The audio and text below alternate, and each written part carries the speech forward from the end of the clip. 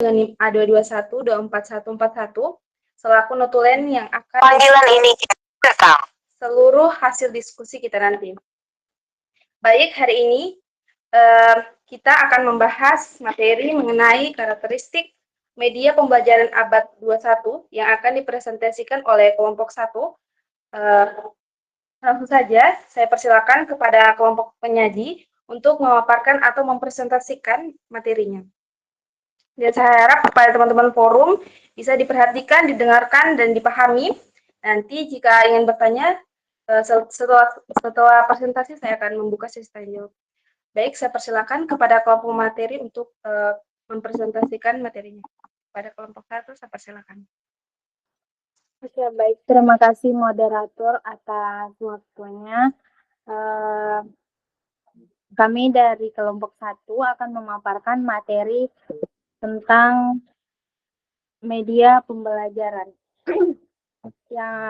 yang kami dari kelompok 1 beranggotakan 4 orang, yaitu ada Faisal dengan akhiran NIM 128, kemudian Mutiara Wadatul Fatha dengan akhiran NIM 101, dan Atifa dengan akhiran NIM 076, dan saya sendiri Risti Yolanda dengan akhiran NIM 129.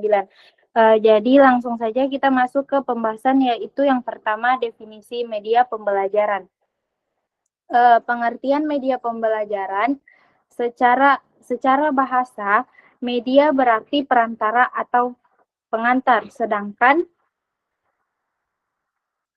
dalam bahasa Arab media adalah perantara atau pengantar pesan dari pengirim kepada penerima pesan. Jadi media itu merupakan alat yang digunakan untuk menyampaikan pesan atau informasi. Sedangkan pembelajaran merupakan suatu proses interaksi antara guru dengan siswa, baik interaksi secara langsung maupun secara tidak langsung. Dari pengertian media dan pengertian pembelajaran, dapat disimpulkan bahwa media pembelajaran adalah segala sesuatu seperti alat, benda, lingkungan, dan lain-lain yang dapat digunakan untuk menyampaikan informasi atau pesan, khususnya bahan pembelajaran. Hingga dengan menggunakan media pembelajaran dalam proses belajar mengajar dapat mempermudah pendidik dalam menyampaikan bahan pelajaran kepada peserta didik. Selain itu, menggunakan media dalam proses belajar mengajar juga dapat merangsang perhatian dan minat siswa untuk memperhatikan dan memahami materi pelajaran yang disampaikan oleh pendidik sehingga dapat tercapainya tujuan belajar. Peran media dalam proses belajar mengajar itu sangat penting karena media dapat mempermudah pendidik maupun peserta didik dalam mencapai tujuannya. Oleh karena itu, ada hal-hal yang perlu diperhatikan dan ditetapkan terlebih dahulu sebelum menyampaikan materi pelajaran oleh pendidik dalam pemilihan media pembelajaran itu. Yang pertama, menentukan tujuan.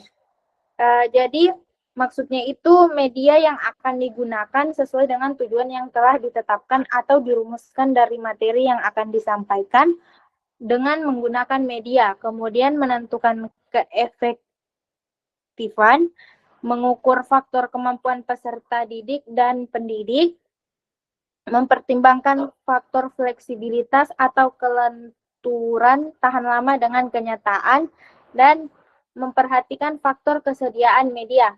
Karena setiap sekolah itu tidak sama dalam menyediakan berbagai media belajar yang dibutuhkan dalam kegiatan belajar mengajar. Kemudian ada menentukan faktor kesesuaian atau keseimbangan antara manfaat dan biaya, menentukan faktor objektivitas sesuai dengan program pengajaran, dan yang terakhir menentukan sasaran program. Mungkin itu saja dari saya. Selanjutnya akan dibacakan oleh teman kelompok saya.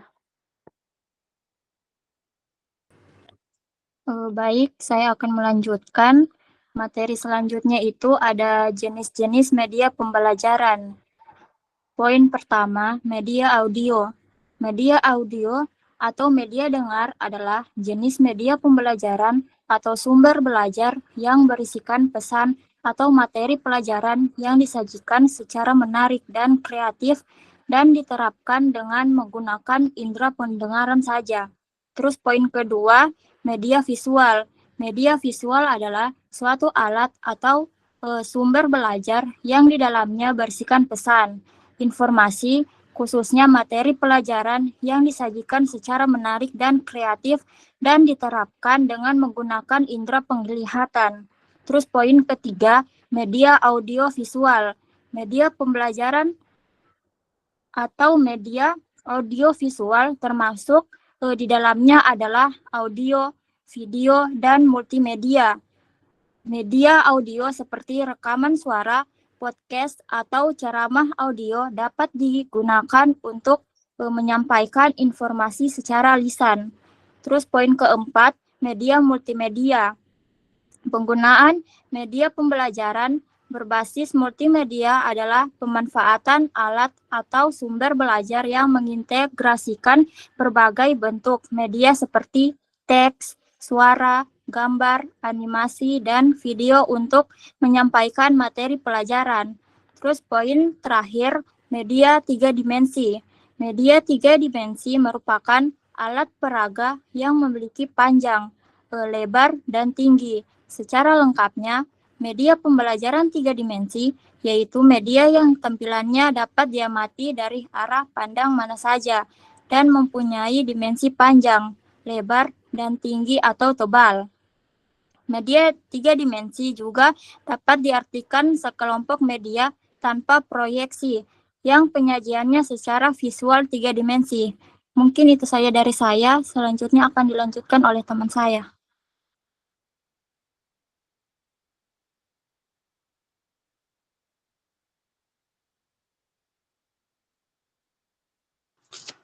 Oke, baik. Mohon maaf sebelumnya karena PPT-nya ada yang bermasalah, jaringannya mungkin bermasalah. Jadi materi selanjutnya itu ada karakteristik media pembelajaran abad 21 menurut para ahli.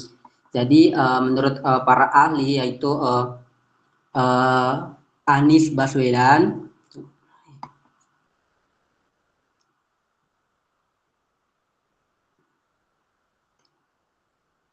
ya, oke, baik. Menurut para ahli yaitu Anies Baswedan, Republika 2016 menyatakan critical thinking atau berpikir kritis itu yaitu kemampuan siswa dalam berpikir kritis berupa bernalar, mengungkapkan, menganalisis dan menyelesaikan masalah di era reformasi kritikal.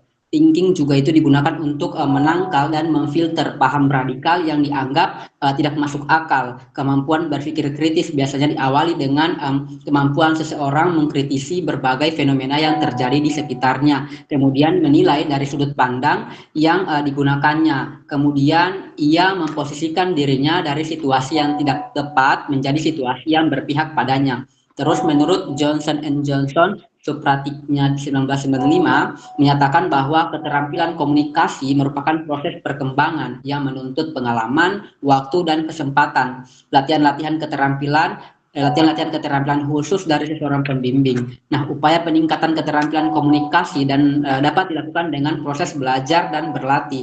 Sejalan dengan pendapat tersebut, maka bimbingan dan konseling merupakan satu proses yang sangat tepat memberikan bantuan pelatihan keterampilan. Terus menurut Apriono 2011 menjelaskan kemampuan kerjasama dapat diartikan sebagai kemampuan yang dilakukan oleh beberapa siswa untuk saling membantu satu sama lain sehingga tampak kebersamaan dan kekompakan untuk mencapai tujuan bersama. Terus ada Semiawan 2002 menjelaskan bahwa kreativitas adalah kemampuan untuk memberikan gagasan-gagasan baru dan menerapkannya dalam pemecahan masalah. Kreativitas meliputi baik ciri-ciri aptitude seperti kelancaran, fluency atau keluasan, flexibility, dan keaslian atau originality. Nah, dalam pemikiran maupun ciri-ciri non-aptitude seperti rasa ingin tahu, senang mengajukan pertanyaan, dan selalu ingin mencari pengalaman-pengalaman baru. Mungkin saja dari kelompok kami. Selanjutnya saya kembalikan ke moderator. Terima kasih. Baik, terima kasih. Itulah tadi karakteristik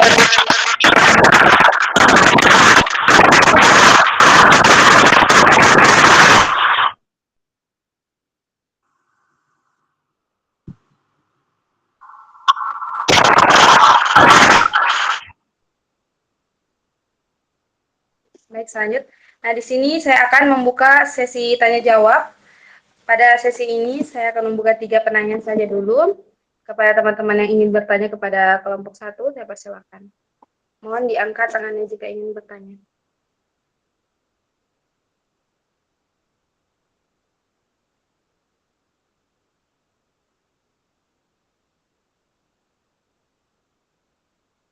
Kepada Moragil, saya persilakan.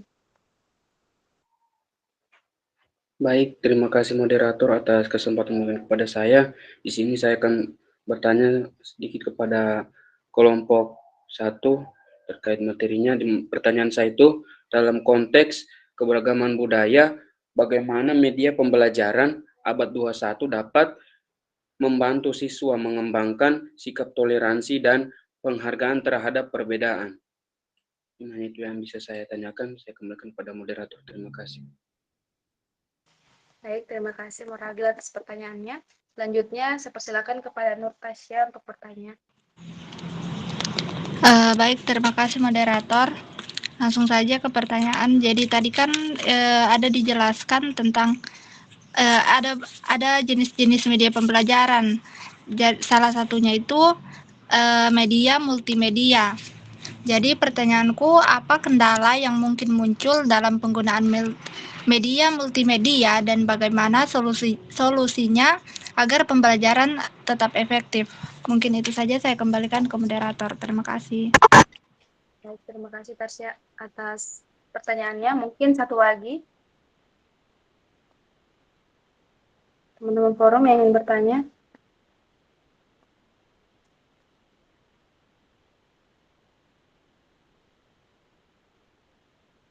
Apakah ada? Jika tidak ada, saya tunjuk.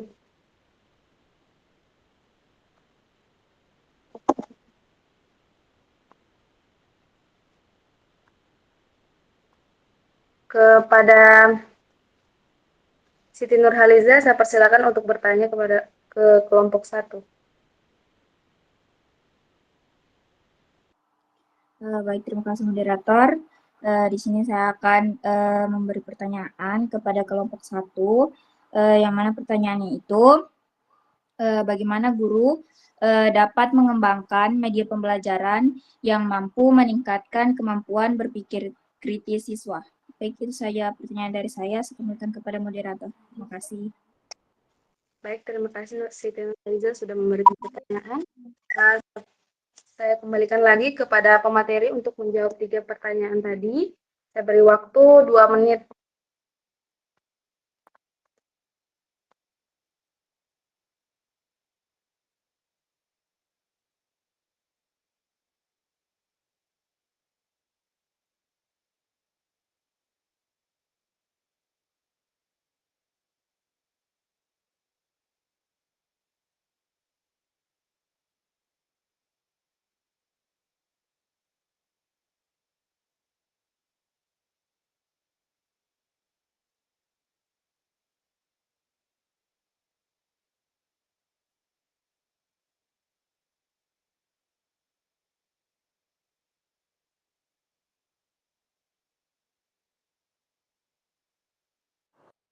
Izin menjawab moderator. Saya kepada Risti Yolanda, saya persilakan. Baik, terima kasih moderator. Di sini saya akan menjawab pertanyaan dari Muhammad Ragil, yang dimana pertanyaannya itu dalam konteks keberagaman budaya, bagaimana media pembelajaran abad 21 dapat membantu siswa mengembangkan sikap toleransi dan dihargai terhadap perbedaan. Jadi, media pembelajaran abad 21 itu dapat menjadi sarana strategi untuk membantu siswa mengembangkan sikap toleransi dan penghargaan terhadap perbedaan. Namun, hanya jika desain dan implementasinya dibenahi secara kritis dan inklusif, bukan semata-mata motivasi teknologi. Jadi, media digital itu, misalnya media digital, video interaktif, animasi, majalah digital, atau presentasi multimedia, memungkinkan siswa mengakses representasi budaya yang sangat beragam, mulai dari tradisi lokal hingga lintas negara, sehingga pengalaman belajar tidak lagi monokultur multikultural. Kemudian memperkuat empati dan kesadaran kritis. Jadi penelitian tentang media digital multikultural yang menampilkan gambar, animasi, dan video dapat meningkatkan keterlibatan siswa dan memudahkan pemahaman nilai keberagaman. Misalnya melalui pengenalan musik, pakaian adat, dan tari daerah dalam pengalaman multisensori. Namun tanpa bimbingan yang terstruktur, media hanya memberi ekspos bendungan visual milik gambar peluru yang berpotensi terjadi begitu saja. Kemudian mendukung praktik inklusif dan partisipatif. Media pembelajaran abad 21 yang mendukung kolaborasi online seperti forum diskusi, proyek bersama, blog multibahasa, atau platform komunitas kelas bisa menumbuhkan ruang dialog lintas perbedaan agama, etnis, dan kelas sosial. Namun di sisi lain, tanpa regulasi dan pedoman yang jelas, ruang digital justru berpotensi memperkeruh perbedaan dan menjadi aib personal atau ekspresi intoleransi yang lebih anonim. Oleh karena itu, kritik pentingnya adalah media abad 21 tidak otomatis menciptakan toleransi, tetapi harus dikemas dalam kerangka pedagogi yang sadar konteks budaya dan memperkuat nilai-nilai hak asasi manusia, kesetaraan, dan demokrasi. Mungkin itu saja dari saya kembalikan ke moderator. Terima kasih Risti atas jawabannya. Mungkin masih ada dari teman pemateri yang ingin ditambahkan? Izin menambahkan moderator. Kepada Mutia, saya persilakan.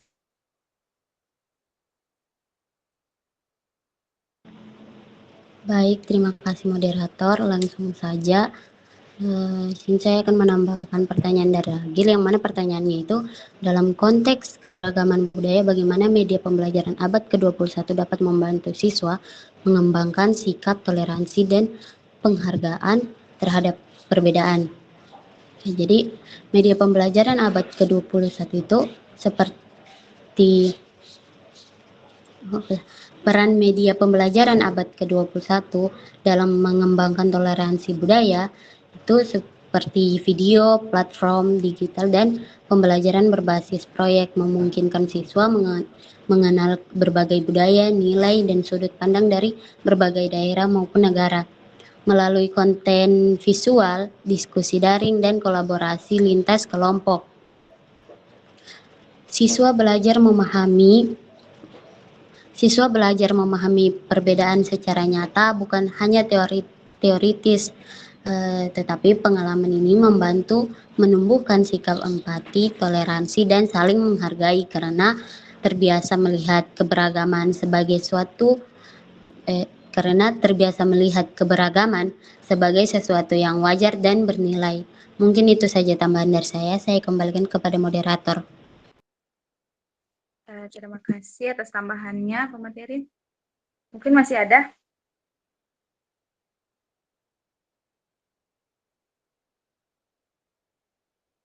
Jika tidak ada, saya lempar ke forum.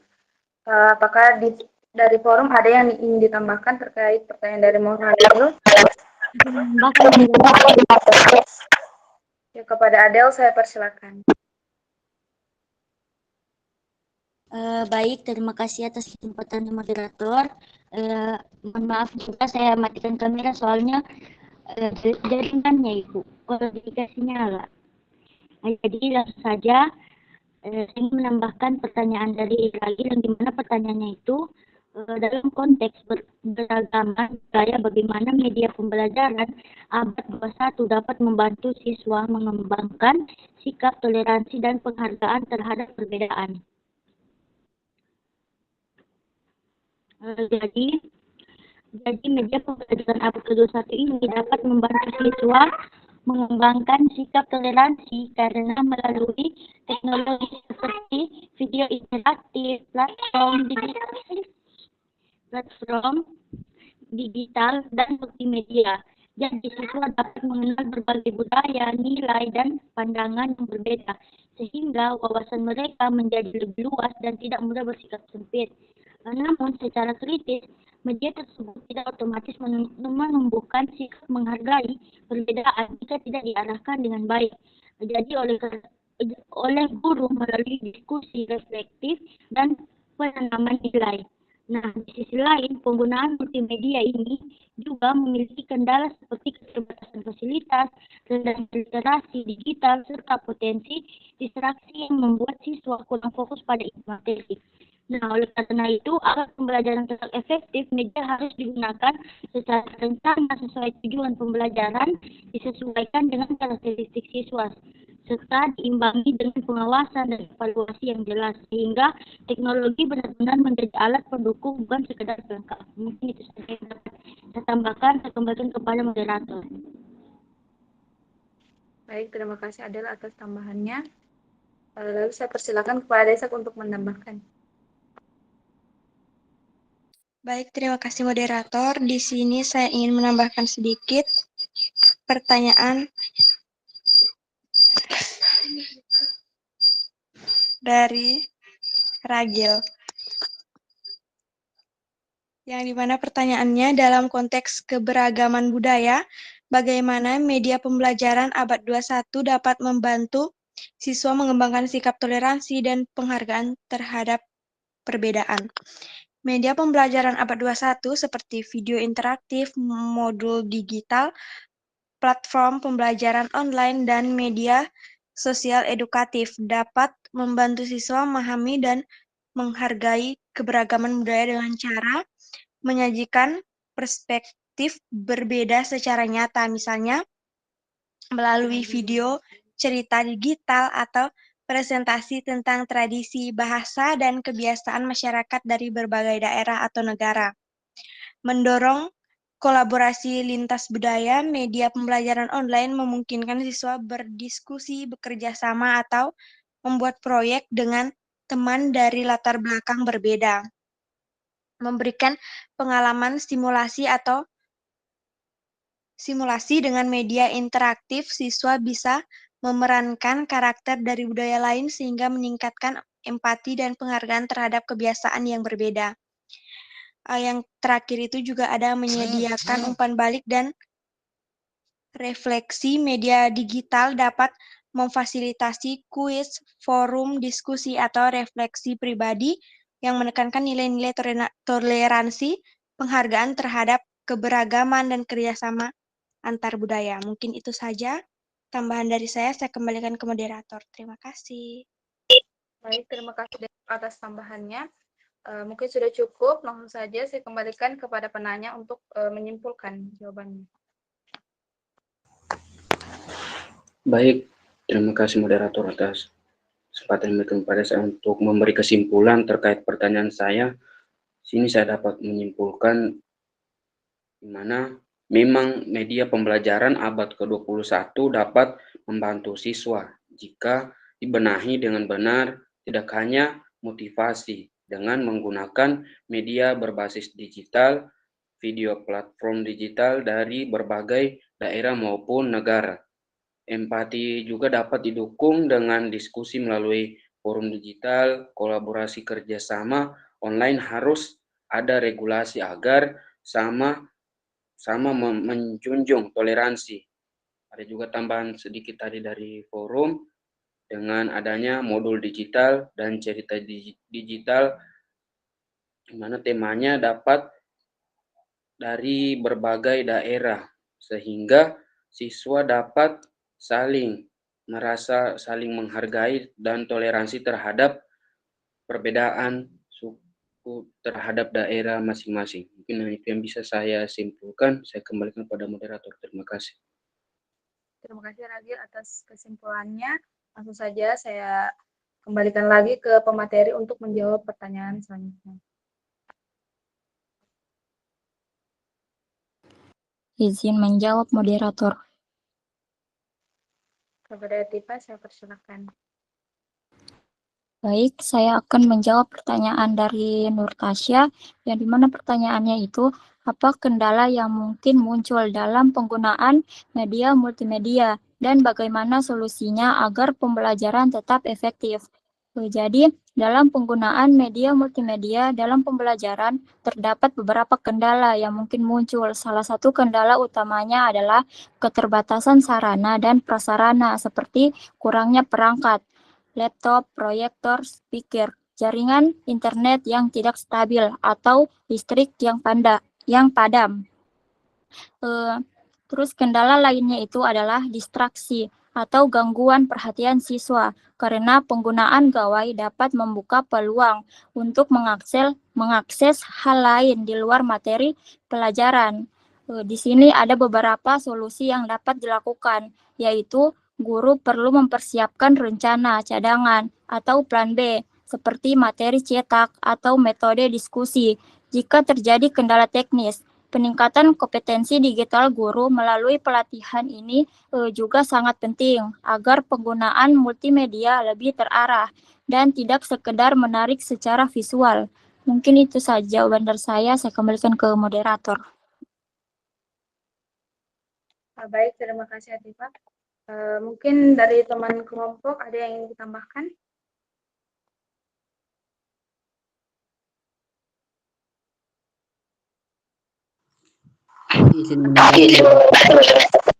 Kepada Faisal, saya persilakan. Oke, baik, terima kasih. Di sini saya izin menambahkan jawaban terkait dari pertanyaan.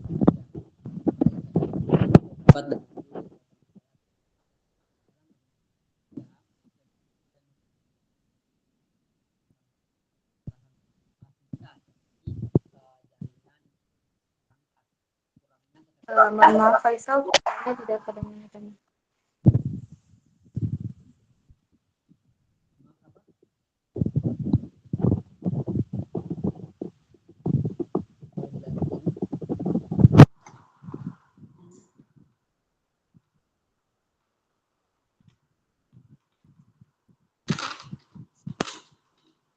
Oke, baik.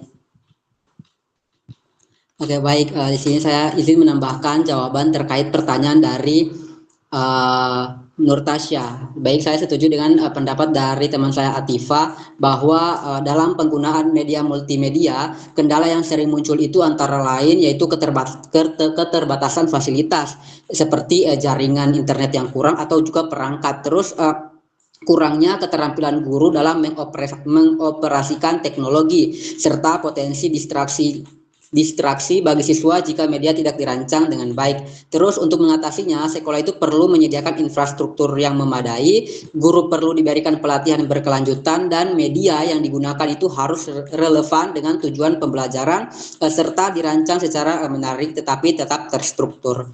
Selain itu juga guru perlu mengelola kelas dengan baik dan mengintegrasikan multimedia sebagai alat bantu pembelajaran bukan sekedar hiburan sehingga proses belajar tetap efektif dan bermakna. Baik, saya kira itu saja yang dapat saya tambahkan. Saya kembalikan ke moderator. Terima kasih.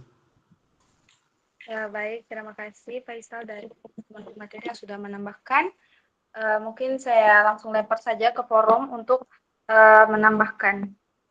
Teman-teman forum, apakah ada yang ingin menambahkan terkait pertanyaan dari Nur Tasya?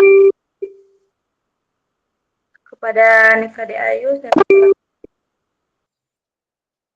Baik, terima kasih moderator atas kesempatan yang sudah diberikan kepada saya. Jadi izin menambahkan dari pertanyaan Nur Tasya tadi terkait media multimedia. Jadi sebenarnya kalau di era yang sekarang itu penggunaan media multimedia ini memang sangat-sangat betul-betul bisa mendukung pembelajaran kita karena ini tuh bisa menggabungkan beberapa unsur sekaligus kayak video, gambar, terus teks dan juga animasinya. Nah, namun kalau kita lihat lagi lebih dalam ternyata penggunaan media multimedia ini juga memiliki kendala. Nah, seperti yang tadi sudah disebutkan juga oleh teman-teman, itu bisa kendalanya di sarana prasarana, terus kurangnya perangkat, kemudian jaringannya tidak stabil, distraksi juga. Nah, yang di sini yang ingin saya tambahkan kendalanya yaitu yang pertama itu salah satunya yaitu ketidaksesuaian media dengan tujuan pembelajaran. Nah, jadi terkadang media yang digunakan itu hanya sekedar agar terlihat modern, tetapi tidak benar-benar mendukung materi. Nah, solusinya apa? Jadi solusinya itu guru itu perlu merancang lagi penggunaan multimedia berdasarkan tujuan dan juga indikator pembelajaran yang jelas. Nah, kemudian yang kedua kendalanya, yaitu biasanya juga kelebihan informasi. Nah, jadi terlalu banyak animasi ataupun suara dan juga efek itu justru membuat kita sebagai siswa atau mahasiswa itu bingung dan juga sulit fokus pada inti materinya. Jadi, untuk solusinya itu adalah dengan menggunakan desain yang sederhana, jelas dan tidak berlebihan, tetapi langsung masuk kepada inti pembelajarannya. Nah, selain itu juga ada kendala di perbedaan kemampuan belajar siswa. Jadi, tidak semua siswanya itu bisa mengikuti pembelajaran digital, apalagi dengan kecepatan yang sama. Nah, jadi untuk mengatasinya bagaimana? Nah, untuk mengatasinya itu guru bisa menyediakan materi alternatif ataupun dengan pendampingan tambahan bagi siswa yang membutuhkan. Jadi menurut saya, kunci agar multimedia ini tetap efektif adalah perencanaannya yang matang, kemudian juga penggunaannya yang profesional, dan juga tetap menempatkan guru itu sebagai fasilitator utama dalam proses pembelajaran. Terima kasih, saya kembalikan ke moderator. Baik, terima kasih Ayu atas tambahannya. Langsung saja saya persilakan kepada Echa untuk menambahkan pertanyaan dari Nur Tasya. Mohon maaf moderator, pertanyaan yang mau saya tambahkan ternyata sudah ditambahkan sama Nikadek, jadi tidak jadi. Terima kasih. Baik, terima kasih. Apakah masih ada? Baik, mungkin sudah tidak ada lagi yang menambahkan. Langsung saja saya kembalikan ke penanya untuk menyimpulkan. Baik, terima kasih kepada pemateri dan juga teman-teman forum yang telah menambahkan terkait pertanyaan saya. Jadi di sini dapat saya simpulkan bahwa kendala utama dalam penggunaan media multimedia itu diantaranya yang pertama itu ada keterbatasan sarana dan prasarana seperti laptop atau proyektor. Kemudian ada jaringan internet yang kurang stabil, terutama seperti di daerah-daerah yang terpencil begitu, dia jaringannya mungkin kurang bagus karena biasanya sering mati lampu atau apalah kendalanya banyak. Habis itu ada distraksi atau gangguan. Kemudian kurangnya keterampilan guru dan juga ketidaksesuaian media dan tujuan pembelajaran. Jadi solusinya itu yang pertama ada pelatihan penggunaan teknologi bagi guru. Kemudian ada media yang digunakan itu harus sesuai dengan tujuan pembelajaran. Kemudian yang ketiga itu guru itu harus merancang kembali media dan tujuan pembelajaran yang tepat dan juga menyediakan materi alternatif. Dan yang terakhir itu seperti yang tadi disebutkan Nikadek Ayu, menempatkan guru sebagai fasilitator pembelajaran. Mungkin itu saja kesimpulan dari saya. Saya kembalikan ke moderator. Terima kasih. Terima kasih Nur Tasya atas kesimpulannya. Baik, saya kembalikan lagi kepada pemateri untuk menjawab pertanyaan terakhir.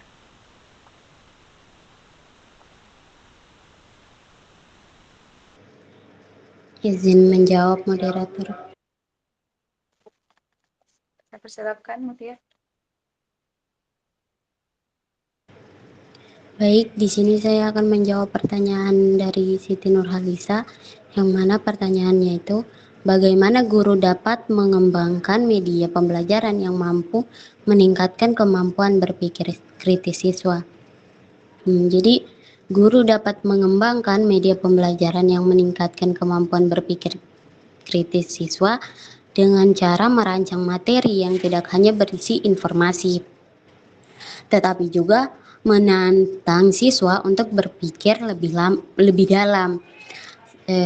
Media yang dibuat sebaiknya memuat pertanyaan terbuka, seperti studi kasus nyata atau permasalahan yang dekat dengan kehidupan sehari-hari.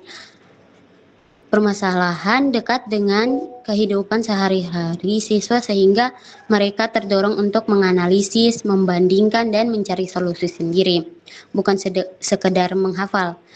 Selain itu, guru juga bisa menggunakan media interaktif seperti video pemantik, simulasi, infografis, atau platform diskusi digital yang memberi ruang bagi siswa untuk berpendapat dan berdiskusi.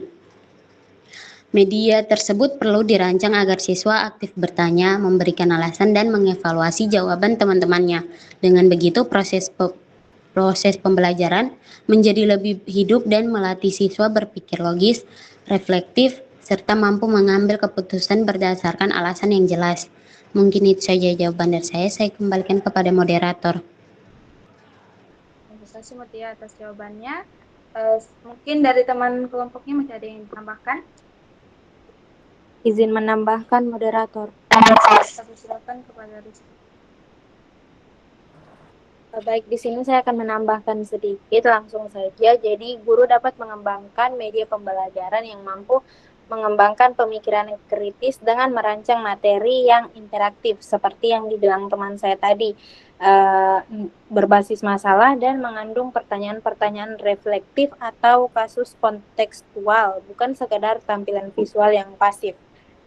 Dan juga diuji dan disempurnakan bersama ahli dan siswa sehingga menjamin relevansi dan kejelasan indikator berpikir kritis.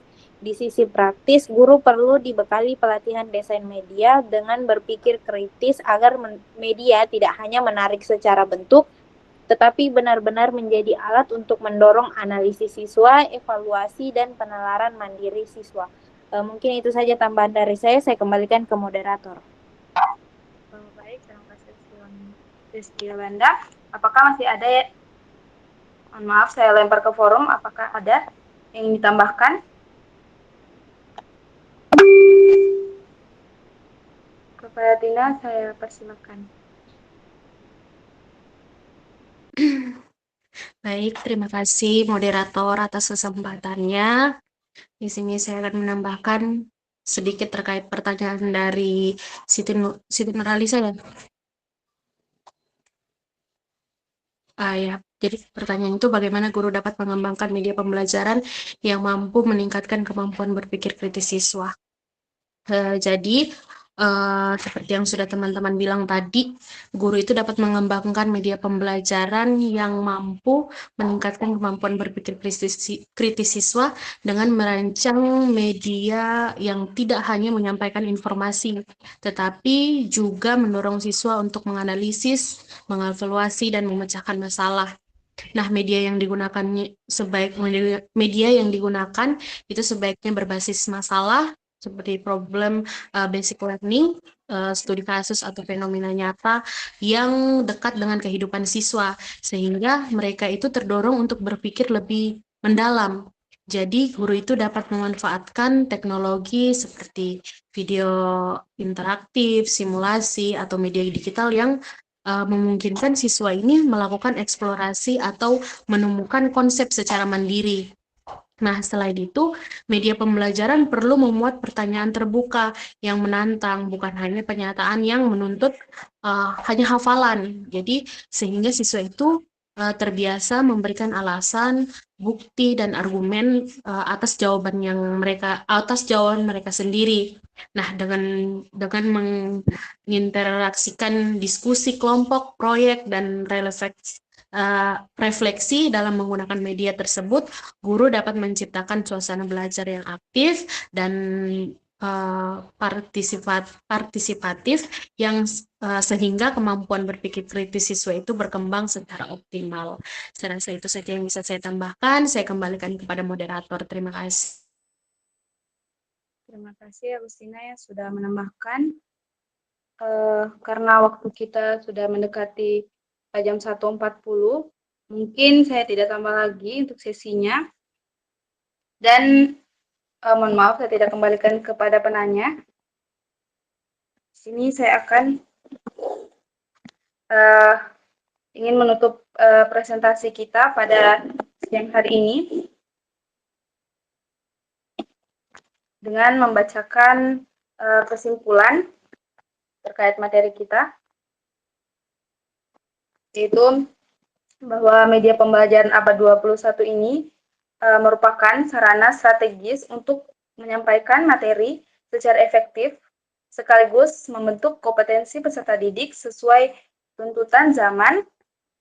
Media tidak hanya berfungsi sebagai penyampai informasi, tetapi juga memiliki karakteristik interaktif adaptif, kolaboratif, dan berbasis teknologi yang mendorong siswa berpikir kritis, kreatif, serta mampu mengolah dan mengevaluasi informasi dari berbagai sumber. Selain itu, Media Abad 21 mendukung pembelajaran yang inklusif dengan menumbuhkan sikap toleransi dan penghargaan terhadap keberagaman budaya. Meskipun terdapat kendala dalam penerapannya seperti keterbatasan fasilitas dan kemampuan teknologi, hal ini dapat diatasi melalui perencanaan yang tepat dan peningkatan kompetensi guru serta siswa. Dengan demikian, karakteristik media pembelajaran abad 21 menjadikan proses belajar lebih aktif, bermakna, relevan, dan sesuai dengan perkembangan. Baik, terima kasih saya ucapkan kepada pemateri yang telah memaparkan materinya, dan juga kepada teman-teman forum yang sudah aktif berpartisipasi. Mohon maaf jika ada kesalahan kata dan ucapan. Saya akhiri. Assalamualaikum warahmatullahi wabarakatuh. Saya kembalikan kepada Ibu.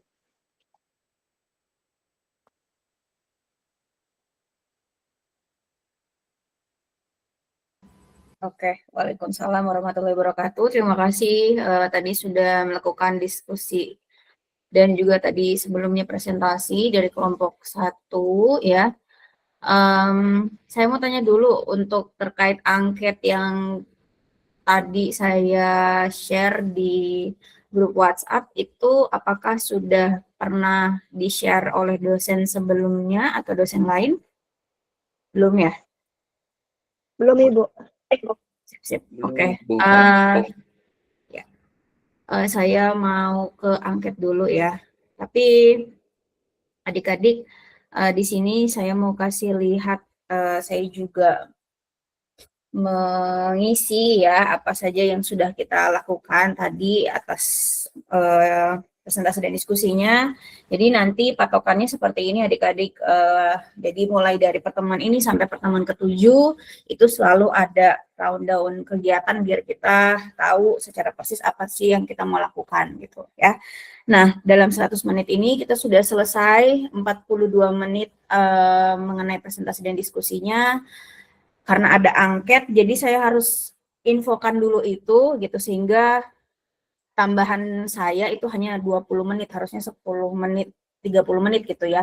Jadi gara-gara angket ini ya, mohon maaf saya hanya bisa menambahkan 20 menit saja untuk pertemuan kedua ini gitu ya. Nanti saya balik lagi ke sini. Saya mau share dulu terkait informasi mengenai angket. Di sini adik-adik, angket yang sudah saya share ke grup WhatsApp itu bukan angket terkait mata kuliah ini ya, tetapi ini adalah angket dari Ibu Gamar. Jadi Ibu Gamar itu mempercayakan ke saya untuk memberikan file ini kepada mahasiswa semester 4 karena saya hampir semuanya masuk ke kelas-kelas dari mahasiswa semester 4 gitu ya. Jadi melalui mata kuliah ini jadi saya share dulu di sini. Nah, ini nanti saya minta tolong ya untuk mungkin ketua kelas bisa nanti mengumpulkan jawaban dari file-file angket yang sudah diisi oleh adik-adik semua. Jadi semua dari kalian mohon bantuannya untuk diisi.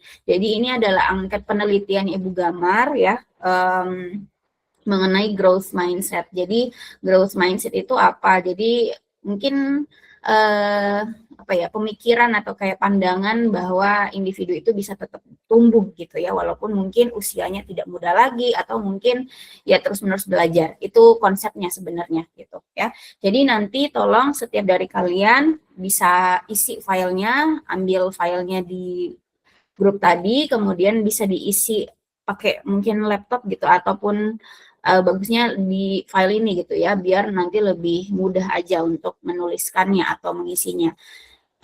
Sebelumnya kalian isi dulu identitasnya di sini. Ini contoh saja. Jadi kalau misalkan saya disuruh mengisi, jadi saya tulis semua identitasnya dan adik-adik nggak perlu takut apakah nanti identitasnya dibocorkan atau enggak. Jadi kalau khusus penelitian itu walaupun kita mengisi identitas, tapi nantinya jawaban kita dan identitas kita nantinya itu tidak akan terungkap gitu. Jadi bersifat rahasia dan itu hanya untuk peneliti saja gitu ya. Tapi walaupun begitu tetap diisi untuk kelengkapan ya. Nah, selanjutnya kalian membaca petunjuk di sini, siapa tahu ada yang belum paham gitu ya, silakan dibaca. Tapi kalau sudah paham, silakan bisa diisi di sini. Jadi mengisinya itu sesuai dengan pemahaman kalian atau apa yang kalian yakini.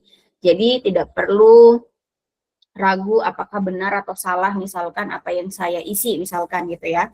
Itu sesuai dengan subjektivitas kita saja ya. Nah, misalkan contohnya di sini ini ada 20 pernyataan, setiap pernyataan itu coba kalian refleksikan apa yang kalian rasakan dari setiap pernyataan ini. Misalkan untuk nomor 1 saya di sini mengisi untuk pernyataan 1 itu kemampuan Anda adalah sesuatu yang sangat mendasar yang tidak banyak dapat Anda ubah lagi. Kalau misalkan kamu setuju maka tinggal di copy paste aja simbol checklist tadi ya. Tapi kalau misalkan kalian sama seperti saya, misalkan oh saya sangat tidak setuju nih dengan pernyataan ini, maka isi sesuai dengan kolom yang kalian yang kalian setujui yang mana gitu ya. Jadi SS sangat tidak setuju, S setuju, TS tidak setuju, STS sangat tidak setuju. Begitu sampai ketika kalian sudah selesai di pernyataan ke-20. Nah, setelah selesai mengisi angket tersebut, nah adik-adik juga diminta untuk mengisi atau menghitung jumlah dari apa yang sudah kalian isi di setiap nomor pernyataan tersebut. Misalkan saya tadi nomor 1 menjawab sangat tidak setuju ya, maka di sini di nomor 1 ini saya akan menebalkan kolom STS gitu, atau melingkari juga boleh silakan gitu ya. Nah, untuk isian ini jangan dihapus ya, jadi kalian tetap pertahankan aja isinya, tapi terserah mau ditandai dengan cara seperti apa gitu ya. Sampai ke pernyataan nomor 20 gitu. Nah, kalau sudah selesai, lalu kalian hitung totalnya. Misalkan kalau yang tadi untuk kolom yang sangat setuju itu saya berapa sih yang saya tandain, ya sudah dihitung saja gitu ya, dari atas ke bawah ini berapa, kemudian ditotalkan gitu sampai kolom sangat tidak setuju gitu ya. Ini saya sudah dapatkan totalnya, kemudian nanti di grand totalkan atau dijumlah lagi gitu dari yang total ini sehingga dapat grand totalnya.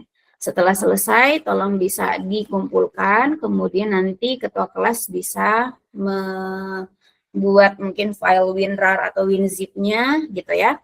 Saya tunggu sampai jam 4 sore ya. Nanti setelah itu saya bisa teruskan ke Ibu Gamar gitu ya. Sekali lagi mohon bantuannya. Oke, itu saja untuk info mengenai angket. Kalau misalkan ada yang kurang jelas, bisa nanti ditanya di grup WhatsApp. Saya langsung masuk ke bagian sini ya, terkait tugas ya.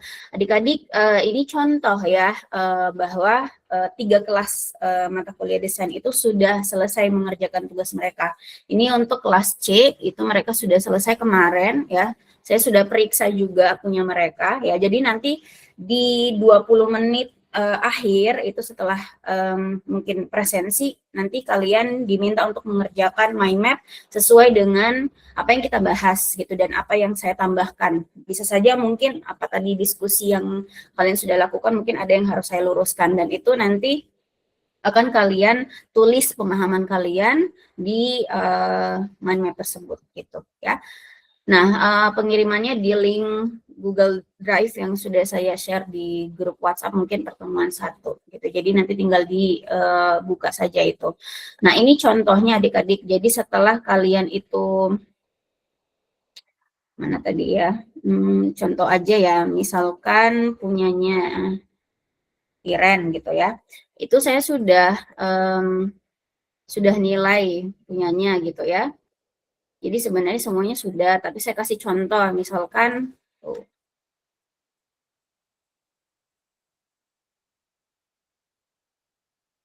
misalkan dia begini, aduh kenapa ini dia tidak.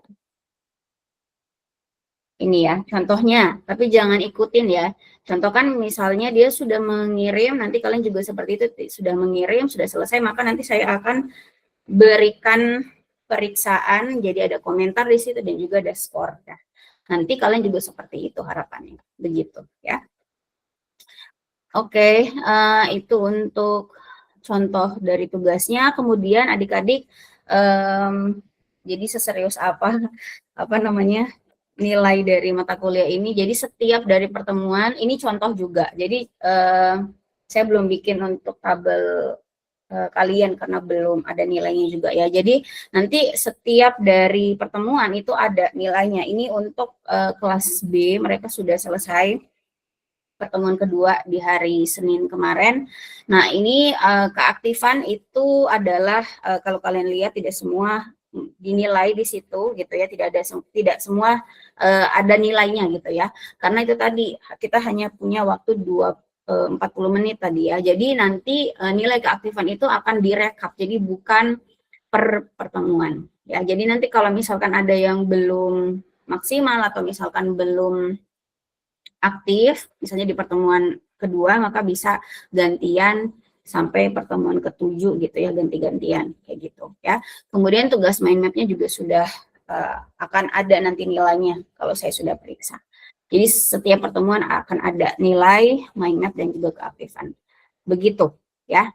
Jadi itu untuk informasi dari saya, semoga kalian bisa menseriusi ya mata kuliah ini. Oke, saya langsung lanjut ke bagian sini ya. Jadi ini nanti akan saya sesuaikan juga nama-namanya apakah sesuai dengan yang ada ditulis oleh notulen gitu ya. Jadi nanti notulennya kalau misalkan sudah selesai silakan dikirim hasil notulensinya di grup WhatsApp gitu ya. Oke, saya langsung masuk ke tambahan materinya ya.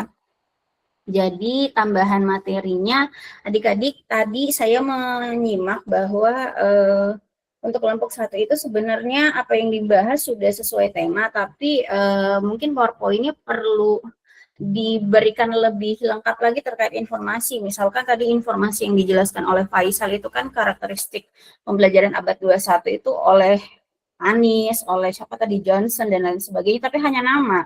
Mungkin yang lebih lengkapnya harusnya sih apa skill abad 21 yang mereka maksud gitu ya. Jadi saya harus ngecek lagi tuh di ChatGPT atau di sumber apa sih pendapat mereka, itu yang paling penting sebenarnya gitu ya. Jadi kalau kalian diminta untuk bikin PowerPoint memang betul poin-poinnya, tetapi poin-poin yang pentingnya yang harusnya dimasukkan di situ gitu ya.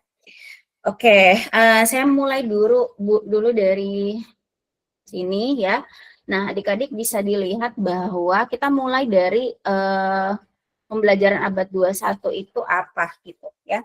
Nah, saya menggunakan versi yang di RPS itu ya. Walaupun tadi kayaknya yang punyanya Anies juga kayaknya dia mengambil 4C itu kalau nggak salah simak tadi ya yang dijelaskan oleh Faisal. Nah, di sini adik-adik bisa dilihat bahwa kita mulai dulu dari skill pembelajaran abad 21. Jadi skill pembelajaran abad 21 itu apa? Jadi skill pembelajaran abad 21 itu adalah sebuah kemampuan gitu ya, yang harus dimiliki oleh siswa yang mereka itu berada hidup di era sekarang gitu ya. Jadi ada kemampuan-kemampuan yang harus mereka miliki gitu agar mereka nanti ketika sudah selesai melakukan pendidikan mereka punya kemampuan itu gitu ya.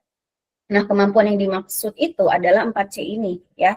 Ada kolaboratif, ada communication, ada kreatif dan innovation, dan ada critical thinking. Walaupun tadi juga sedikit disinggung oleh mungkin pertanyaannya siapa tadi ya terkait salah satu atau beberapa keterampilan ya yang ditanya, tapi adik-adik perlu ketahui bahwa keempat-empatnya itu sama pentingnya. Jadi bukan hanya salah satu atau salah duanya aja gitu. Jadi keempat ini penting dan harusnya bisa dimiliki oleh siswa sekarang. Nah, kita mulai dari kolaboratif dulu ya. Walaupun sebenarnya ketika saya menulis ini bukan sebuah urutan, jadi yang paling, misalkan yang paling saya tulis pertama kolaboratif itu bukan berarti ini yang paling penting, tapi ini adalah mungkin ya saya tulisnya secara acak aja atau tidak berurutan sebenarnya ya. Saya mulai dari kolaboratif. Kolaboratif itu apa? Kolaboratif itu adalah kemampuan kerjasama gitu. Artinya seseorang siswa itu tidak bisa dia individualis ketika belajar di misalnya di kelas gitu, tetapi dia harus bisa bekerja sama dengan temannya gitu. Harus bisa membangun tadi ada toleransi karena pasti berbeda pendapat dan lain sebagainya. Jadi tim atau kelompok yang dibentuk itu harus bisa melatih siswa untuk bekerja sama dengan baik. Nah, kemudian communication. Communication ini berkomunikasi. Artinya siswa itu bukan hanya bisa pintar aja atau memahami materi sendiri saja, tetapi ketika diminta untuk menjelaskan sesuatu yang dia pahami, itu informasi yang tersampaikan itu bukan hanya tersampaikan saja, tetapi juga harus jelas. Artinya informasi yang disampaikan oleh seorang informan atau siswa tadi itu yang menjelaskan dengan yang mendengar gitu ya, atau siswa lain itu bisa tersampaikan atau bisa dipahami, lalu bisa ada feedback. Jadi artinya komunikasi itu harus dua arah, baik informan dan audiens. Baik informan nanti akan jadi informan dan nanti bisa jadi audiens juga gitu, ya. Kemudian yang ketiga ada kreatif. Kreatif ini ada pendapat bahwa kreatif saja di sini, tetapi ada juga pendapat bahwa disertai dengan inovasi atau innovation. Nah, apa sih kreatif dan innovation ini? Mereka berdua biasanya disejajarkan atau dibarengin gitu ya, karena sebenarnya keduanya sama-sama merupakan kemampuan bagaimana seseorang atau manusia itu bisa memberikan sesuatu yang baru atau sesuatu yang dihasilkan itu belum ada sebelumnya gitu ya, baik itu ide ataupun produk atau karya gitu ya. Jadi bisa saja seseorang atau siswa itu punya ide yang baru, yang benar-benar baru, yang berbeda dengan sebelumnya, tapi bisa saja belum sampai membuat sebuah produknya atau kayak karyanya gitu. Jadi baru setengah tuh ininya, skillnya. Tapi kalau dia sudah sampai di karya berarti dia sudah penuh gitu ya. Nah, kemudian yang terakhir ada critical thinking. Tadi juga sedikit dibahas ya, critical thinking itu apa? Critical thinking itu berarti kemampuan berpikir secara kritis. Nah, kritis itu berarti ya berpikir itu tidak bisa hanya berpikir sembarang, tetapi berpikir itu juga harus bisa rasional gitu atau bisa analitis. Artinya apa yang misalkan informasi yang didapatkan oleh siswa itu harus tahu apakah informasi tersebut bukan hanya dipahami, tetapi ketika dipertanyakan lagi bisa dengan jelas misalkan siswa tersebut menjelaskannya gitu ya. Nah, kenapa saya mulai dari skill pembelajaran abad 21? Karena ini sebenarnya adalah target dari media pembelajaran itu gitu. Jadi media pembelajaran itu tidak bisa sembarang dibikin, atau tidak bisa ya saya suka sih bikin media pembelajaran, tapi alasannya apa sih gitu. Ketika saya mau membuat media pembelajaran itu, harapannya adalah karena kita tadi mulai dari skill pembelajaran abad 21, berarti misalkan ketika kita sebagai seorang guru atau kita seorang pengembang atau developer, itu kita tahu bahwa target media pembelajaran atau media yang digunakan dalam pembelajaran itu harus ada targetnya atau harus sesuai dengan skill yang dibutuhkan sekarang gitu oleh siswa tersebut. Sehingga alasan kita membuat media pembelajaran itu pasti didasarkan oleh 4C tadi. Misalkan gitu ya. Nah, di mana media pembelajaran itu punya karakteristik atau punya ciri khas gitu. Ya, nanti ini akan saya jelaskan di slide selanjutnya. Tapi di sini kita ketahui bahwa media pembelajaran itu pasti terdiri atas materi atau konten gitu. Yang membedakan media entertainment dengan media pembelajaran pasti dari konten atau materinya. Ya, dan juga pasti ada komponen lain misalkan yang membuat media tersebut menarik gitu ya. Nah, saya kasih contoh di sini. Kalau misalkan kita mengintegrasikan skill pembelajaran abad 21 dengan media pembelajaran gitu ya. Misalkan saja ada sebuah alasan kuat gitu. Guru mengobservasi siswanya di kelas itu memiliki critical thinking yang rendah. karena guru tersebut sudah mengajar siswa tersebut misalkan sudah 1 tahun misalkan, atau sudah jadi guru kelas tersebut, jadi sudah tahu rata-rata siswa di sini misalkan critical thinking-nya rendah gitu. Jadi pasti di sini ada koneksi antara media pembelajaran itu mau dibuat. Ya, jadi ada satu komponen dari 4C yang menjadi alasan ya. Nah, dari alasan ini ya, kemudian guru itu berpikir bahwa bagaimana caranya critical thinking itu bisa tinggi di kelas tersebut. Nah, solusinya adalah dengan membuat media pembelajaran yang melatih siswa untuk critical thinking-nya nanti bisa naik gitu ya, atau bisa tinggi. Nah, setelah media pembelajaran itu dikembangkan dengan unsur critical thinking tadi, maka media pembelajaran itu diimplementasikan. Bagaimana caranya media pembelajaran itu dikatakan berhasil? Jadi bukan hanya sekedar dibuat saja oleh guru, tetapi harus punya dampak gitu ya. Nah, caranya adalah guru itu sebelum menggunakan media pembelajaran itu di kelas, maka guru itu perlu mengukur dulu critical thinking-nya itu berapa sih? Kalau tadi rata-ratanya rendah, berapa skornya? Biar kita tahu bahwa nanti setelah menggunakan media pembelajaran naik atau tetap aja. Misalkan saja guru itu memberikan tes sebelum pembelajaran yang biasa disebut sebagai pretest ya. Kemudian misalkan rata-rata skor siswa di kelas tersebut adalah 70.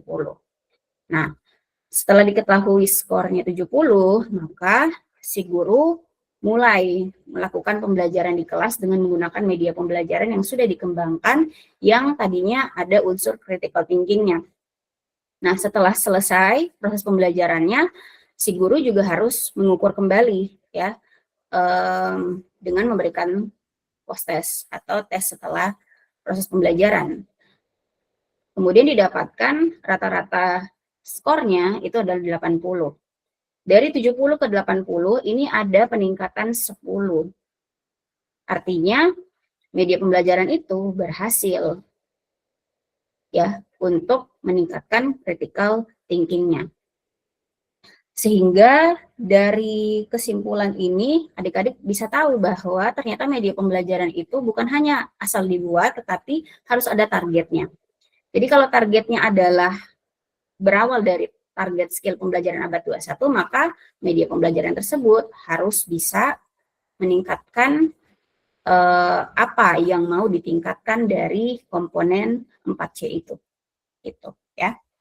Nah, kemudian saya ke sini. Jadi setelah kita tahu alasan dari mengembangkan sebuah media pembelajaran, kita juga harus tahu posisi dari media pembelajaran itu ya. Nah, di sini ada INF atau informan atau guru atau developer atau sumbernya yang mengembangkan atau apa ya, orang gitu ya yang membuat. Kemudian ada media pembelajaran di tengah dan juga ada target di sini yaitu siswa. Jadi kita tahu bahwa ternyata kedudukan dari media pembelajaran itu bukan sebagai prosesor atau otak, tetapi media pembelajaran itu adalah sebagai perantara atau alat saja gitu. Ya, jadi dia yang mengantar atau yang dia yang memperlancar gitu ya si informasi yang datang dari sumber. Sehingga ketika menggunakan media pembelajaran, targetnya itu bisa memahami materinya dengan baik gitu ya. Di sini tadi saya sudah kasih contoh bahwa critical thinking misalkan bisa dijadikan salah satu alasan kenapa media pembelajaran itu dikembangkan ya. Nah, tetapi bukan hanya ini saja yang dipertimbangkan oleh informan atau sumber yang mau membuat media pembelajaran, tetapi juga ada hal-hal lain. Misalkan kita fokusnya ke desain media pembelajaran untuk materi biologi gitu ya, maka pasti media pembelajaran yang dikembangkan itu bukan hanya mencapai target tadi, tetapi juga kita tahu bahwa kontennya itu adalah konten biologi gitu ya. Nah, kemudian mungkin bisa lebih spesifik lagi, konten biologi yang dimaksud itu apa? Yaitu konten biologi yang mungkin hanya berisi konten-konten untuk satu bab materi saja atau satu tema atau satu topik saja. Misalkan di sini saya tulisnya SS atau sistem saraf gitu ya. Jadi berarti media yang akan dikembangkan oleh informan atau guru ini untuk targetnya itu siswa, yaitu yang berisi materi biologi, khususnya materi sistem saraf, dan mampu meningkatkan critical thinking dari siswa tersebut. Begitu ya. Kemudian 5 menit lagi ya saya ya. Nah, berarti di sini adik-adik bisa dilihat bahwa kalau saya tadi sudah memberikan pengantar bahwa apa sih media itu, media pembelajaran itu. Nah, secara umum dia merupakan sarana atau wadah atau perantara gitu ya. Jadi dia sebagai messengernya, gitu. Jadi sebagai yang mengirimkan pesan tersebut gitu ya. Nah, tapi secara khusus di sini saya berikan beberapa ciri dari media pembelajaran. Nah, ciri dari media pembelajaran itu ada yang pertama memuat konten isi pembelajaran tentunya, karena pasti berbeda dengan media-media lain, pasti media pembelajaran berisi materi pembelajaran. Terus yang kedua dikembangkan dengan tujuan pembelajaran tadi ya, sempat disinggung juga. Tujuan pembelajarannya apakah secara umum tadi skill abad 21 atau yang secara khusus pasti ada setiap babnya itu indikator atau tujuan belajarnya. Kemudian yang ketiga tidak dapat menggantikan sumber belajar utama guru atau pengajar. Nah, karena tadi posisi dari media pembelajaran itu bukan sumber belajar, tapi dia yang memperlancar gitu ya si sumber belajar atau informan, dalam hal ini guru, untuk nantinya bisa membuat materi yang diajarkan dari guru ke siswa itu bisa lebih cepat atau bisa lebih efektif atau lebih efisien gitu. Jadi kalau misalkan media pembelajaran itu hanya hanya diberikan ke siswa terus tidak ada guru di situ, maka kedudukan media pembelajaran itu berarti sebagai sumber belajar gitu. Nah, kalau seperti itu belum maksimal gitu ya. Itu tadi, walaupun media pembelajarannya ada, harus ada tetap sumber belajarnya. Kemudian yang keempat, dikembangkan melalui proses atau tahapan. Artinya media pembelajaran itu harus tetap punya proses atau prosedur gitu, yang nanti akan kita dapatkan di pertemuan ke-7 gitu ya. Ada 4D dan ada DDI. Nanti kelompok ini pasti akan menjelaskan ini gitu ya. Kemudian yang kelima, mayoritasnya elektronik, karena itu tadi media pembelajarannya itu tren yang sedang digemari oleh siswa ya pasti yang berhubungan dengan device atau gadget yang mereka sering pakai di kehidupan sehari-hari mereka. Biasanya ada kayak simbol e-book atau kayak e-poster gitu yang ini menandakan bahwa media pembelajarannya itu berbasis elektronik. Nah, kalau misalnya ditanya apakah media pembelajaran itu hanya elektronik saja, tidak gitu ya. Ada banyak sekali, tadi ada jenis-jenis yang sudah dijelaskan ya. Nah, di sini saya kasih contoh bahwa jenis-jenis dari media pembelajaran itu bisa saja kategorinya seperti ini. Tadi ada audio, visual, 3 dimensi, multimedia, tapi bisa juga misalkan elektronik dan non-elektronik. Bisa saja kita membaginya seperti ini. Atau misalkan 2 dimensi versus 3 dimensi. Nah, ini bisa juga kategorinya begini. Artinya berarti jenis-jenis dari media pembelajaran itu tidak kaku gitu ya.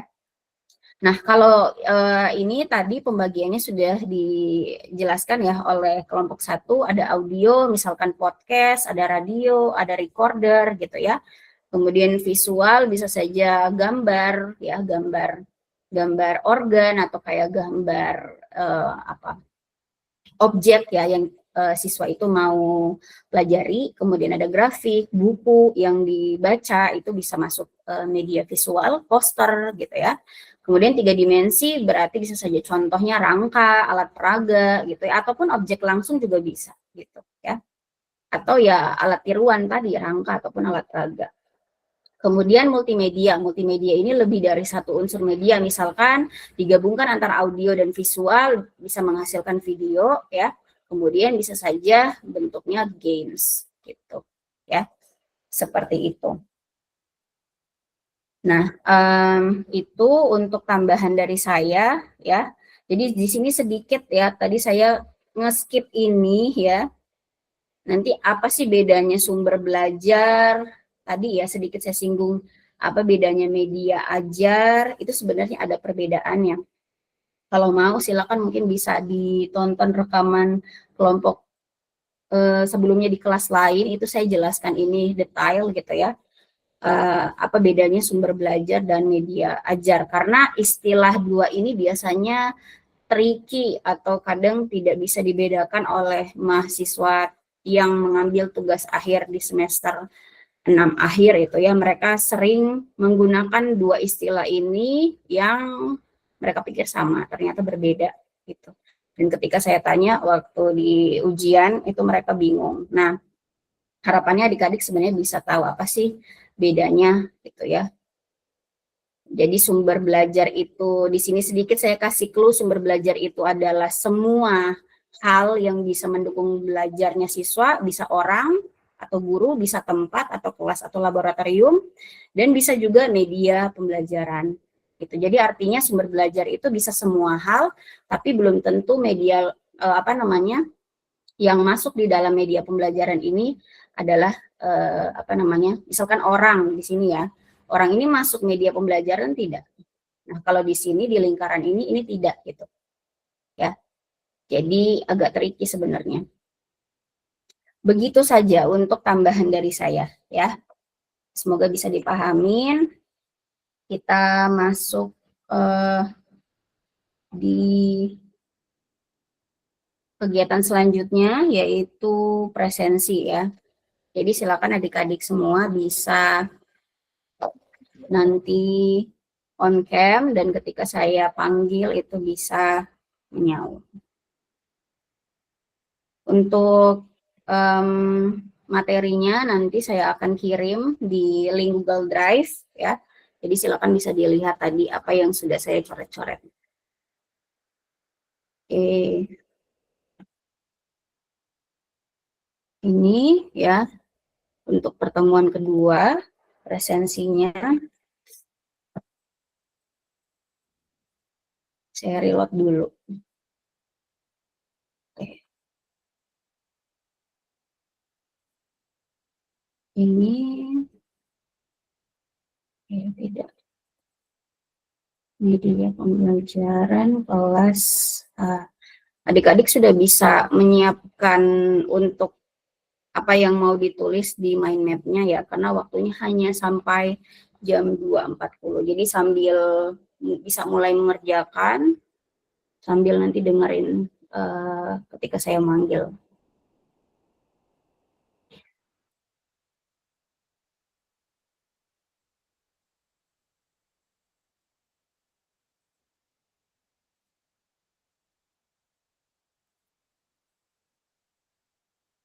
Oke, saya mulai manggil ya. Echa Aditya Putri. Hadir, Ibu. Vincentia Laura. Hadir, Ibu.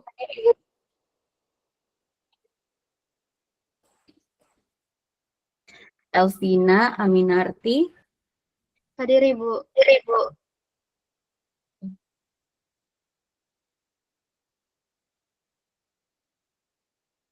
Janatul Ma'wa. Hadir, Ibu.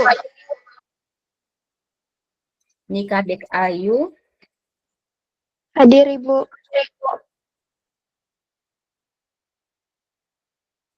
Valen Febrianti. Hadir, Ibu. Nur Tasya. Hadir, Ibu. Desa Putu Miradewi. Hadir, Ibu. Muhammad Ragil. Hadir, Ibu. Zahratun Syifa. Hadir, Ibu. Farah Mutia. Hadir, Ibu. Siti Nurhalisa. Hadir, Ibu. Sri Awindi. Hadir, Ibu. Atifa. Hadir, Ibu. Agustina. Hadir, Ibu. Marsha. Hadir Ibu.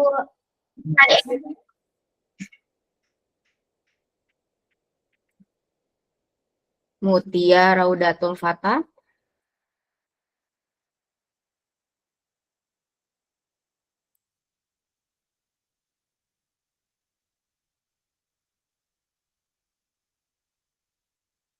Adel Triana Jufri.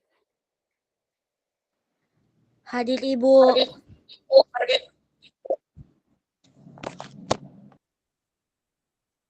Nur Wahida. Hadir Ibu. Nur Salma.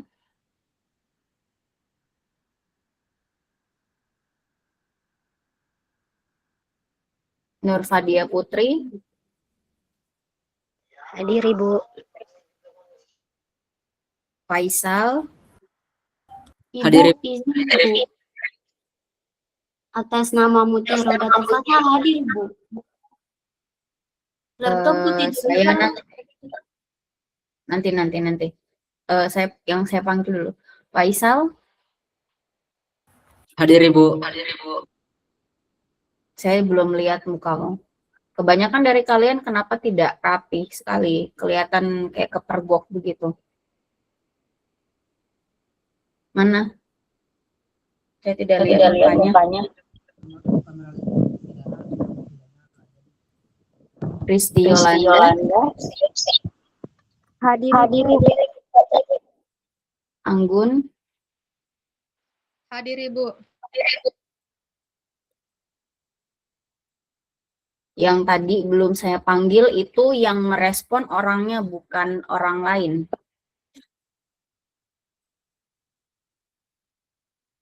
Siapa yang belum saya panggil?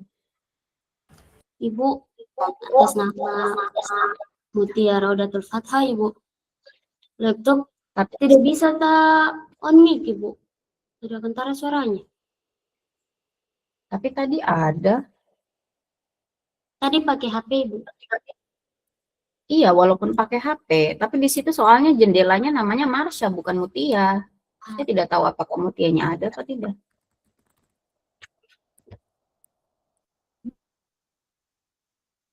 Siapa lagi yang belum saya panggil? Saya sudah panggil tapi tidak dengar.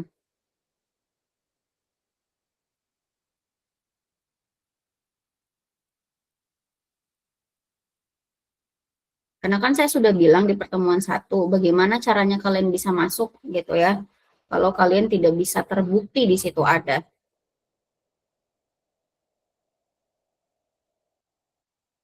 Kita masuk ke kelas ini 100 menit, jadi bukan hanya sekedar dia presentasi aja terus udah kelar. Silakan bisa dikerjakan untuk tugas mind map-nya. Jadi di jam 2.40 itu saya akan menutup aksesnya kalau sudah jamnya. Jadi mohon bisa digunakan waktunya. Sambil menunggu, silakan apakah masih ada di sini yang mau saya ganti kehadirannya. Tapi itu tadi syaratnya harus masuk di jendelanya sendiri. Izin Ibu, atas Mutia Raudatul Fatah hadir Ibu. Oke. Ada lagi? Sebelum saya simpan.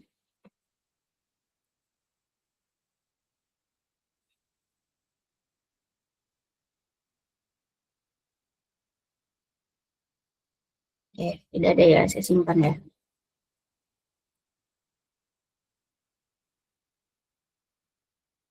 Oke.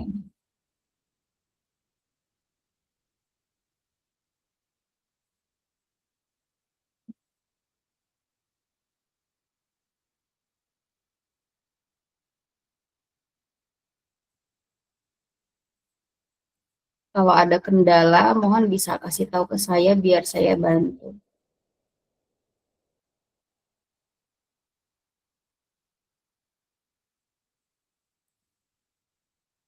Jadi nanti ketika kalian sudah berhasil mengupload, itu nanti akan kelihatan di Google Drive tersebut.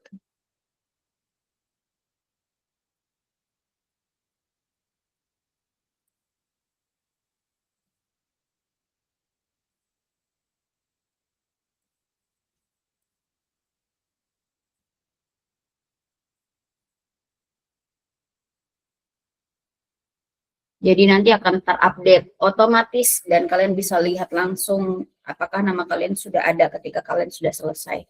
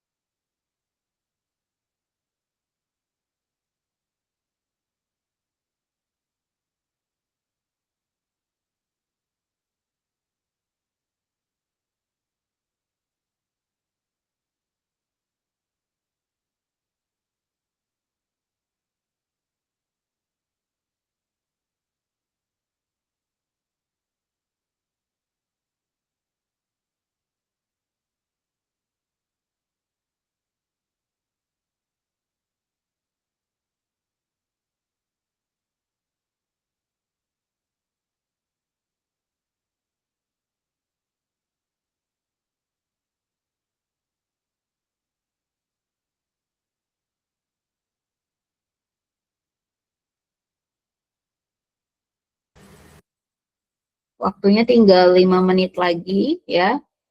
Yang kalian lihat di sini berarti yang sudah berhasil terkirim.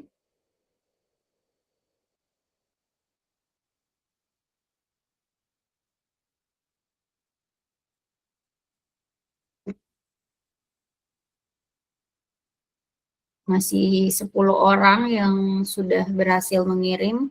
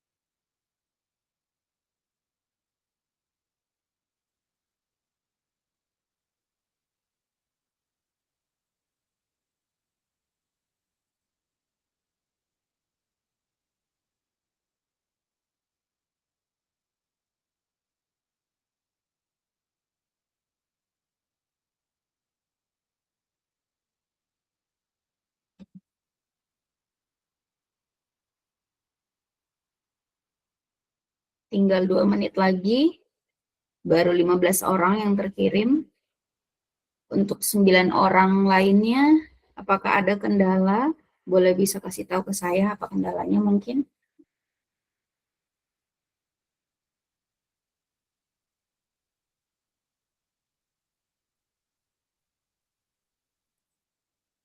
Karena setelah itu nanti saya akan ubah di sini aksesnya untuk tidak bisa mengupload lagi, tapi hanya bisa melihat.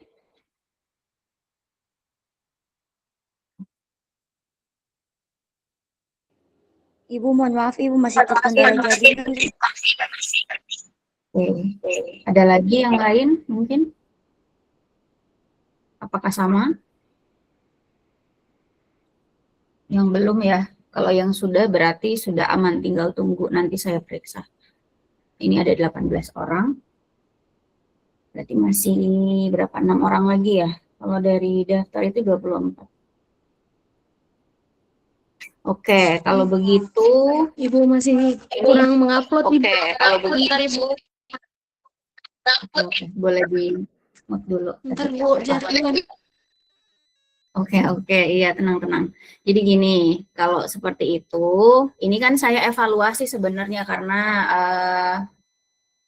ini saya baru menerapkan ini gitu di pertemuan kedua. Jadi adik-adik khusus untuk pertemuan kedua ini karena tadi kendala jaringan, saya kasih waktu ya untuk yang belum mengupload itu saya kasih perpanjang waktu 30 menit. Jadi nanti karena ini kan waktunya hanya sampai 14.40. Nah, jadi nanti kalian ada tambahan waktu 30 menit. Ya, itu maksimal itu. Jadi setelah itu sudah saya tidak bisa buka lagi, berarti nanti saya akan tutup di jam 15 berapa? 10 gitu ya. Nanti saya akan tutup aksesnya di jam 3:10. Jadi biar adik-adik semua yang tadi sudah mengerjakan bisa mengupload semua. Bagi yang belum berhasil mengupload, begitu ya. Begitu saja untuk hari ini adik-adik. Terima kasih banyak untuk pertemuan keduanya sudah, ya setidaknya kita tahu lah ya gambarannya, oh begini berarti nanti untuk pertemuan-pertemuan selanjutnya. Dan nanti akan saya evaluasi gitu untuk kendala jaringan dan lain sebagainya. Begitu ya. Oke, itu saja untuk hari ini. Untuk pertemuan ketiga, adik-adik untuk kelompok 2